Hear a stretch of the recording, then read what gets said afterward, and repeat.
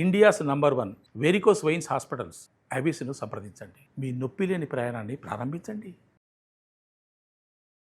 Hello అండి, నా పేరు మాధురి. సో లేడీస్ అందరికీ కూడా బాగా ఇష్టమైన, ఇంట్రెస్టింగ్ అండ్ ఇన్వెస్ట్మెంట్ పరంగా ఉండే టాపిక్ అన్నమాట. అదే గోల్డ్. గోల్డ్ గురించి చాలా రకాలుగా మనం వింటూ ఉన్నాం.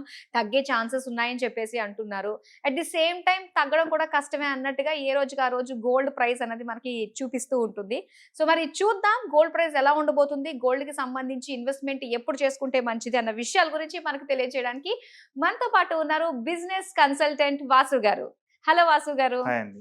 ఏంటండి మా ఆడవాళ్ళు ఇంతలాగా మోసం చేస్తుంది గోల్డ్ అన్నది? కరెక్ట్ అండి. తగ్గుతుంది తగ్గుతుంది అంటున్నారు. అట్ ది సేమ్ టైం ఇంకా ఎక్కడో పెరిగి కూర్చుంటుంది. కరెక్ట్. అసలు ఏంటి అంటే ఈ గోల్డ్ తగ్గడం పెరగడం వెనక ఉన్న రీజన్స్ ఎలా ఉంటాయంటారు? గోల్డ్ తగ్గడానికి పెరగడానికి చాలా రీజన్స్ ఉంటాయి. క్రూడ్ ఆయిల్ ఒకటి, గోల్డ్ ఒకటి, సిల్వర్ కూడా ఉంటుంది. బట్ మన వాళ్ళు పట్టించుకోరు కాబట్టి అది పెద్దగా లేదు. బట్ ఇదేంటంటే ఇంటర్నేషనల్ గా డిపెండ్ అయి ఉంటుంది. మనకి డాలర్ బలపడిందా తగ్గిందా అనేది ఒక కాన్సెప్ట్ మీద డిపెండ్ అయి ఉంటుంది. అండ్ అసలు ఇండియాలో డిమాండ్ ఎలా ఉంది అనే దాని మీద. మూడోది వచ్చేటప్పటికి వార్స్ ఏమన్నా జరుగుతున్నాయా, లేదంటే ఏమన్నా పొలిటికల్ గా ప్రాబ్లమ్స్ ఫేస్ చేస్తూ ఉన్నారా అనేది ఒకటి. నాలుగోది వచ్చేటప్పటికి ఇన్ఫ్లేషన్ మీద కూడా డిపెండ్ అయి ఉంటుంది. సో బేసిక్ గా గోల్డ్ ఎందుకు అంటే కనుక చాలా మంది నాట్ ఓన్లీ ఫర్ అంటే మనం అంటే జ్యువెలరీకి ఎక్కువ వాడతాం మన ఆంధ్ర, తెలంగాణ ఆర్ ఇండియాలో కూడా. బట్ అదర్ కంట్రీస్ లో ఏంటంటే ఇన్వెస్ట్మెంట్ వైజ్ వాడతారు. సో వేరే చోట ఎక్కడైనా గోల్డ్ ఇంట్రెస్ట్ రేట్లు బాగా తగ్గిపోతే ఉన్నాయనుకోండి, అప్పుడు వీళ్ళు గోల్డ్ లో ఇన్వెస్ట్ చేస్తారు.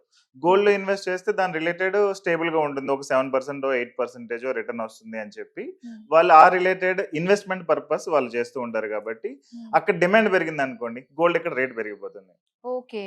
అండ్ మనం మేజర్ గా ఇంపోర్ట్ చేసుకుంటూనే ఉంటాం గోల్డ్, ఎందుకంటే మనకి అంతలా ఉండదు, అంటే మనకి డిమాండ్ ఎక్కువ ఉంటది కాబట్టి ఎక్కువ ఇంపోర్ట్ చేసుకుంటూ ఉంటాం. సో ఇంపోర్ట్ చేసుకుని మళ్ళీ సేల్ చేసేటప్పుడు ఈవెన్ ఇన్ఫ్లేషన్ పెరిగినా, యుద్ధాలు ఏమైనా జరిగినప్పుడు ఎక్కువ మంది ఏంటంటే స్టేబుల్ గా ఉండే కరెన్సీ ఏంటి అనేది చూస్తారు. సో యూజువల్ గా స్టేబుల్ గా ఉండే కరెన్సీ యుఎస్ డాలర్ జనరల్ గా ఇన్వెస్ట్ చేయాలి.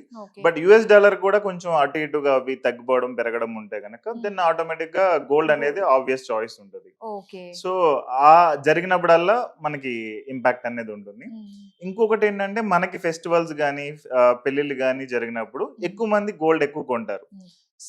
ఆ రీజన్ మూలంగా, అంటే ఇదంటే ఇండియా రీజన్, యాక్చువల్ గా ఇండియాలో ఎక్కువ డిమాండ్ ఉండడం మూలంగా కూడా కొంత రేట్ అనేది పెరుగుతూ ఉంటుంది అనమాట.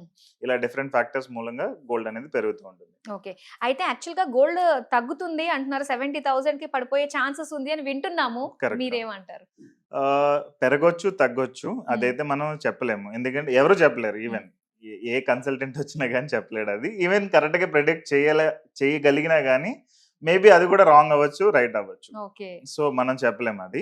బట్ ఏంటంటే మనం గోల్డ్ కొనుక్కోవాలా వద్దా, దాని మీద అయితే మనం ప్రాపర్ డెసిషన్ తీసుకుంటే సరిపోతుంది. సో ఇప్పుడు గోల్డ్ కొనుక్కోవాలని అనుకున్నప్పుడు ఎందుకు కొనుక్కోవాలనుకుంటున్నాం అనే ఒక క్వశ్చన్ మనల్ని మనం అడగాలి. సో నేను జ్యువెలరీ పర్పస్ అంటే నాకు ఒక 1 year తర్వాత 2 years తర్వాత మా అమ్మాయి మ్యారేజ్ ఉంది, లేదంటే నా మ్యారేజ్ ఉంది, లేదంటే సంథింగ్ ఏదో ఒకటి ఉంది. ఆ సినారియోలో నేను గోల్డ్ ఎలా కొనుక్కోవాలి అనేది ఒక సినారియోలోకి వస్తుంది. లేదు నాకు ఒక 5 years తర్వాత రిక్వైర్మెంట్ ఉంటుంది, ఇప్పుడు ఏమి గోల్డ్ కొనాల్సిన అవసరం లేదు, జ్యువెలరీ ఏమీ అవసరం లేదు, ఇప్పుడు ఒక 5 years తర్వాత నాకు జ్యువెలరీ కావాలి.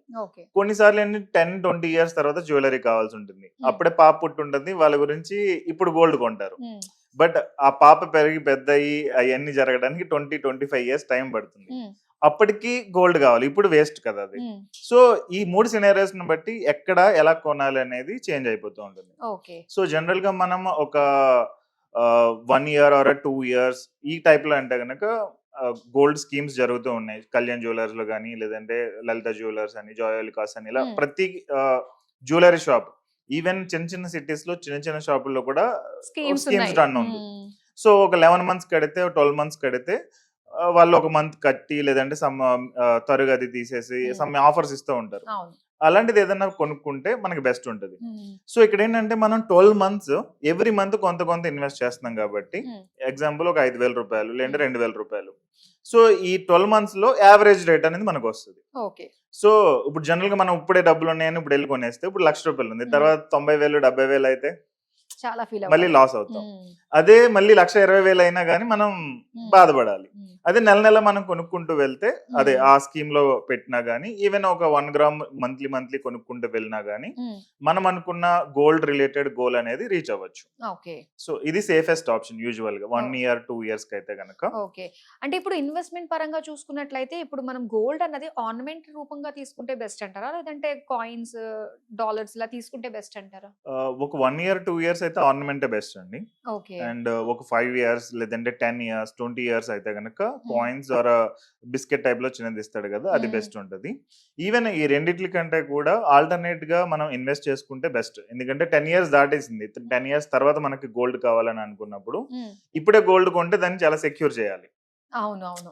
సో సెక్యూర్ చేయాలి, ఇంట్లో దొంగలు రావచ్చు, లేదంటే మనమే ఏదైనా తాళాలు మర్చిపోవచ్చు, లాకర్ లో పెట్టినా గానీ కొంచెం సేఫ్టీ ఇష్యూస్ రావచ్చు.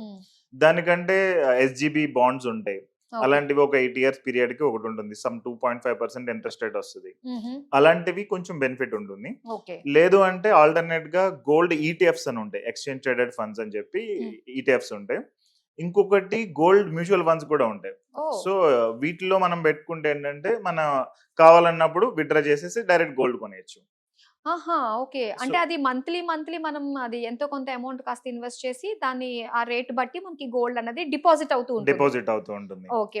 అండ్ ఈ సినారియోలో ఏంటంటే గోల్డ్ అంటే గోల్డ్ తీసుకోవాలంటే గోల్డ్ తీసుకోవచ్చు, లేదంటే ఆ టైంకి వేరే ఏమైనా ఖర్చు ఉంటే ఆ రిలేటెడ్ కూడా మేనేజ్ చేయొచ్చు. ఓకే. లేదు ఇంకొక రకమైన స్కీమ్స్ లో ఈవెన్ మనకి గోల్డ్ ఇంటికి కూడా పంపిస్తారు. అది యాక్చువల్గా గవర్నమెంట్ కొంచెం రిస్ట్రిక్ట్ చేసింది. మనకి ఎన్ని గ్రాములు గోల్డ్ ఉంటే అన్ని గ్రాములు మనకి ఇంటికి పంపించేస్తారు. ఓకే. సో నేను సమ్ టైమ్ బ్యాక్ ఇలా ఇన్వెస్ట్ చేసినప్పుడు నాకు అప్రాక్సిమేట్ 22% రిటర్న్ వచ్చింది గోల్డ్ రిలేటెడ్. అదే నార్మల్ గా మనం వేరే ఫిక్స్డ్ డిపాజిట్స్ లో కానీ ఏదైనా డబ్బులు ఉంచుకుని ఒక 10 ఇయర్స్ తర్వాత 5 ఇయర్స్ తర్వాత నేను గోల్డ్ కొనుక్కోవాలి అంటే హార్డ్లీ 7% రిటర్న్ వస్తుంది. సో ఇక్కడ 22% 23% అంటే చాలా బెటర్. ఈవెన్ ఒక 8 ఇయర్స్ బ్యాక్ స్టార్ట్ చేసిన SGB బాండ్స్ అని ఉన్నాయి, అదే గవర్నమెంట్ ఇచ్చిన 2.5% ఇంట్రెస్ట్ రిలేటెడ్. వాళ్ళు ఇప్పుడు ఆఫర్ చేస్తుంది 100% రిటర్న్ అనేది ఆఫర్ చేస్తున్నారు, అంటే మొత్తం 8 ఇయర్స్ కి కలిపి. ఓకే.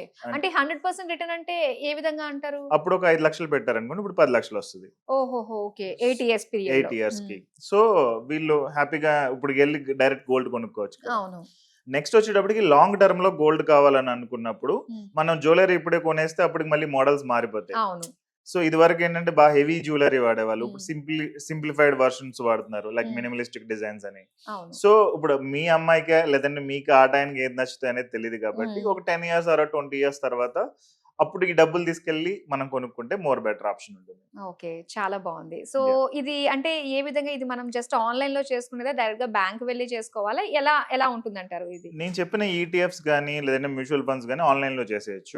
మనం మ్యూచువల్ ఫండ్ అకౌంట్ ఒకటి ఓపెన్ చేసి లేదంటే ETF account trading and demat account ఒకటి ఓపెన్ చేస్తాం, అది ఆన్లైన్ లో ఓపెన్ చేసుకుని దాన్ని మనం బ్యాంక్ కి కనెక్ట్ చేసుకుంటాం. సో బ్యాంక్ నుంచి డబ్బులు ఇక్కడికి వెళ్తే ఇక్కడ నుంచి ఇక్కడ బ్యాక్ వస్తాయి. బట్ ఇదంతా వైట్ మనీ ఉంటాయి, బ్లాక్ మనీ ఉంటే జనరల్ గా ఒక 1 గ్రామ్ గోల్డ్ అలాగా వెళ్ళి డైరెక్ట్ కొనుక్కోవడం బెటర్ ఉంటుంది.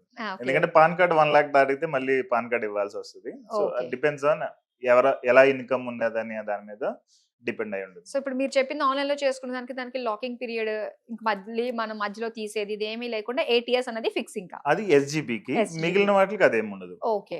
ETFs కి కానీ మ్యూచువల్ ఫండ్స్ కానీ ఎప్పుడు కావాలంటే అప్పుడు పెట్టొచ్చు, ఎప్పుడు కావాలంటే అప్పుడు తీసేయచ్చు.